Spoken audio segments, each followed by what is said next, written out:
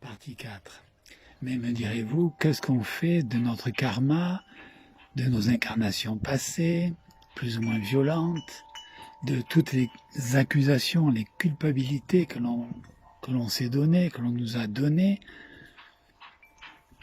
Eh bien, j'en ai déjà parlé dans mes posts Facebook. On est dans un monde virtuel, on est dans un monde projeté. Donc il n'y a rien de vrai réellement.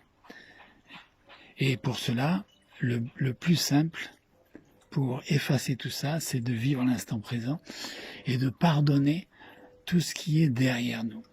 C'est pardonner quand on nous a fait du mal et surtout se pardonner. Personne d'autre ne peut pardonner que nous-mêmes à nous-mêmes.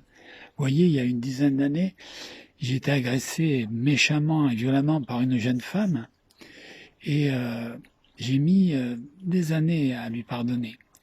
Mais elle, et donc ça m'a libéré, c'est évident, mais elle, tant qu'elle ne s'est pas pardonnée, elle va traîner ce poids et elle ne peut pas progresser. Chaque fois que l'on s'accuse de quelque chose, même si c'est grave qu'on a fait quelque chose de très très mal, et dans nos vies antérieures on a fait, vie antérieure entre guillemets, beaucoup de choses très très graves, et il faut arriver à se pardonner. C'est tout simple. Jésus en a parlé. Les grands saints en ont parlé.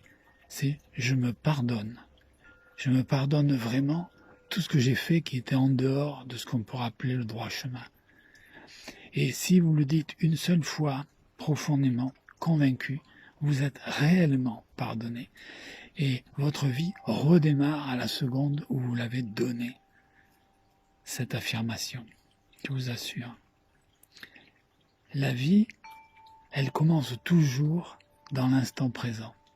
Mais comme un lourd passé s'accroche à l'instant présent, un lourd passé que l'on croit reconnaître mais qui en réalité n'a jamais existé, ce lourd passé nous retient dans notre introspection et dans notre cheminement, dans notre croyance à autre chose, dans notre espoir intérieur. Voilà.